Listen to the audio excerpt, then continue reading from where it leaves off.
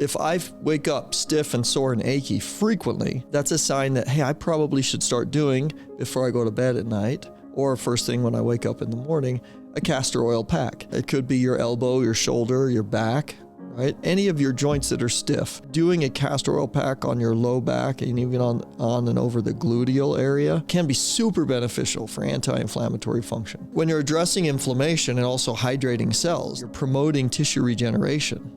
Right? You're promoting angiogenesis, new blood flow creation. You're going to heal tissue and speed your recovery by using castor oil. Put a cloth in that's soaked, wrap it in another cloth, and then put warmth or heat over it of some sort. And that will help just drive that moisture, the castor oil, down into and through the skin barriers. It can be good for hair. It can be good for back pain. It can help you regrow your eyelashes, apparently. Look for cold pressed castor oil. Massage castor oil into the scalp, and that will help with anti-inflammation, any sort of microbial dysfunction that could be causing additional inflammation or upregulating the immune response in that area. And it's going to moisten and nourish your hair follicle as well, so the roots remain strong and intact. Is castor oil an ancient cure for your modern ailments? Yes, I would say yes. It's definitely been around for a very long time, and it's incredibly applicable for a lot of our modern inflammatory ailments. Inflammatory is the right word. You're Dr. Ron Dummar. I'm Nick. I'm a patient of yours, co-host of the Be Well Now podcast. This is Community Health and Wellness in Heber City, Utah. Dr. Ron Dummar, when would you prescribe castor oil? Because I know it can be good for hair. It can be good for back pain. It can help you regrow your eyelashes, apparently. Like, what can't it do? What do you want us to know? Yeah, castor oil seems to be pretty multi-applicable, and that's because of its antimicrobial ability, its anti-inflammatory ability, and its antioxidant capability, right? So it contains vitamin E, which provides a lot of its antioxidant capability. It nourishes the cell, it hydrates the cell, and what it does for your skin and for your scalp, for your hair, is it actually allows the cells to not be so inflamed. So it reduces the inflammation. When people start losing hair, more often than not, I would like to almost challenge the idea of the genetic inheritance of baldness, right? Let's challenge that for a moment and say, really what it is you're developing is not necessarily, I'm stuck in this prison of hair loss because, that's what happened genetically for history in our family. Right. What you can do is actually, you can implement a few strategies, right? And castor oil being one of them, to reduce the inflammatory process that's tended to occur in your family throughout history. You can change the tide on that and keep your hair. So how would you use castor oil for hair loss? Well, you would massage it into the scalp. And then apply a nice warm cloth or cover over it and leave it for about 30 to 60 minutes. I would say do some meditation during that time. That's a good option. So if you're looking at hair, or even your scalp or your skin or your face, that's what you'd want to do. You want to apply a nice warm heat compress to it after you've applied it. And the reason for that is you want it to absorb and move through the skin barrier. So what would a warm compress be like? You have to buy something on Amazon? Would you just heat up? You could even just have like a rice pack that you could put over it. Some people will put it in the oven or the microwave. They'll warm it up somehow, or they get a cool, warm cloth as well, a hot, warm cloth, and put that over. But yeah, that's a typical application for it. So castor oil can help prevent hair loss. Absolutely. And looking again, why is hair loss occurring? That's why I'm challenging this idea of, it's my DNA. And it's just inherited from, my mom's side. And that's typically what we've said for years and years and years. And the reality is it's likely that what's occurring in your family is some sort of scalp inflammation. You have inflammation that seems to settle in the scalp. Well, how do we counteract that? Let's treat the inflammation at its source at the scalp so that these hair follicles are not falling out. They're not getting dry and brittle. If they get dry and brittle from the inflammation, that's how it's getting dry and brittle, they're going to fall out and you will lose your hair. So how do we change that? Well, massage castor oil into the scalp, and that will help with anti-inflammation, any sort of microbial dysfunction that could be causing additional inflammation or upregulating the immune response in that area. And it's going to moisten and nourish your hair follicle as well, so the roots remain strong and intact. And how often would you do this? as a man? 3 to 5. 3 to 5 depends on if you're seriously worried about it. You're like, this process is occurring. I know it's occurring, and I know that it's maybe in my family line. 3 to 5 times a week, you could do it. If it's just something you're wanting to take care of your hair and have a good scalp and healthy skin, I would say once or twice a month. So what else does castor oil do? I know we've done a castor oil for back pain video on this channel, Yes. and that gets a lot of views every single day. I check the YouTube page, and it's like, whoa, this had 1,000 views yesterday. Anyway, the idea that castor oil can really improve back pain intrigued me enough to say, let's do another podcast and just make it about castor oil. Absolutely. And castor oil is very multifactorial. It's very multifunctional. So it's like musculoskeletal pains is typically what we would think of when we're addressing back pain, but also just general joint stiffness. We're looking for anti-inflammatory and antimicrobial effect, also antioxidant effect. Well, if I wake up stiff and sore and achy frequently, that's a sign that, hey, I probably should start doing before I go to bed at night or first thing when I wake up in the morning, a castor oil pack. It could be your elbow, your shoulder, your back, right? Any of your joints that are stiff. If you have tendon irritation, like tendinitis, whether it's in the gluteal region, in the hip, in your knee, thigh, or if you have tendinitis in the elbow or shoulder, any sort of tendon disruption or dysfunction, tendinosis, can be benefited by utilizing castor oil. And even, again, low back pain, hot discs, radiating pain that goes down to your leg. Doing a castor oil pack on your low back and even on and over the gluteal area can be super beneficial for anti-inflammatory function. So castor oil pack is like an actual product? It's not just like you put castor oil Well, in you can a pack? you make your castor oil pack, right? You have like cloth, some sort of cloth. You'll use like cotton, or you'll use a linen of some sort. But it's got to be, you want it to be like flannel, right? So you want it to be really good and absorbent. And you'll soak it in the castor oil. I usually like to do it warm, like warm the castor oil up a little bit, and then I soak it, the cloth, and then I apply it to the area. Okay, so if the area that's bothering me, I'll apply it, and then I'll wrap that and cover it, and then I'll put heat over it. So sometimes people, I've seen them actually wrap it in saran wrap. I don't know if that's necessary. You can actually wrap it in just a cloth, right? Put a cloth in that's soaked, wrap it in another cloth, and then put warmth or heat over it of some sort.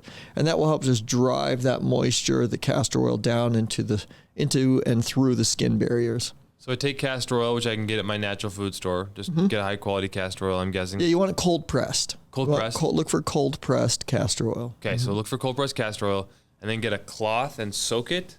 That's right. So soak it. You can apply the oil directly to your skin. Okay. Right. But then soak the cloth, either cotton or flannel, right? And then apply it directly to the area of pain. And just, and just kind of put it on there. And then what? Then you wrap it. So you put something over it, like another cloth that's dry. Okay. And then you'll put a heat pack over it. Oh. Now, like I said, some people will use saran wrap because they're trying to keep that moisture in. That's why they use the saran wrap, because it's a more secure barrier. So they're trying to keep that moisture in and drive it into the skin and not let it just evaporate or dissipate. Is this just taking care of symptoms and temporary pain relief, or does castor oil actually make a difference in there somehow? Well, when you're addressing inflammation and also hydrating cells, no, you're promoting tissue regeneration, right? You're promoting angiogenesis, new blood flow creation, which is going to promote tissue healing. So you're going to regenerate tissue. You're going to heal tissue and speed your recovery by using castor oil. Okay. So it's good topically. It's good on the hair and I saw that it was good on eyelashes too. How would you do that? Yeah, it is good on eyelashes. Eyelashes would be a topical application. You can apply it directly. I'd put some over your finger and apply it directly over your eyelashes. You could do that, or you could even just apply a pack over your eyes, keep your eyes closed, and then let that soak for 30 minutes. What about stomach discomfort?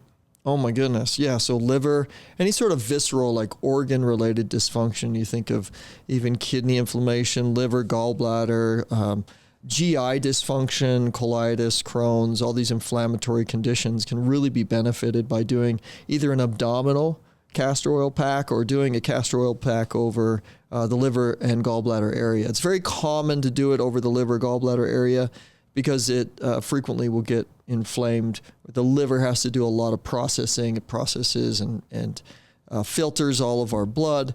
And so supporting the liver and supporting the gallbladder is something that we see helps people in general with abdominal pain. So could you just take some castor oil and just rub it in and massage it in, or is the pack a better move? The traditional move is to do the pack and to let it sit in for a period of time. Yeah, if you're in a hurry and you're like, well, I'm going to apply this. I do have some patients who, now realize you have olive oil. We've talked a lot about ozonated olive oil. I apply ozonated olive oil to my skin every day. And so that is a very, very beneficial thing, anti-inflammatory as well for other mechanisms. But with castor oil, it's much thicker. It's much thicker than olive oil. Olive oil is a lot less viscous. So the thickness of that castor oil may make it a little bit harder to navigate if you're just wanting to like rub it on, slap it on. But you can absolutely still, even though it's thick and viscous, you can say, okay, I need to apply this here. It's going to be beneficial for me. It just might also get on your clothes if you're quickly putting those on and running away. Right. So, what do you use it for in your practice? So in our practice, we use it for low back pain. We use it for PCOS. We use it for joint pain. We use it also for skin inflammatory related issues like acne, eczema, dermatitis, as we've talked about with even scalp related issues. So yeah, if you have scars as well that are irritated or inflamed, it's a really good idea to apply castor oil to help calm those down and provide the anti-inflammatory effect that you would need in order to reduce the irritation to the skin itself. So castor oil seems like a miracle oil that I've never used and I'm excited to use. How does it actually work? That's a really great idea. Or a great question.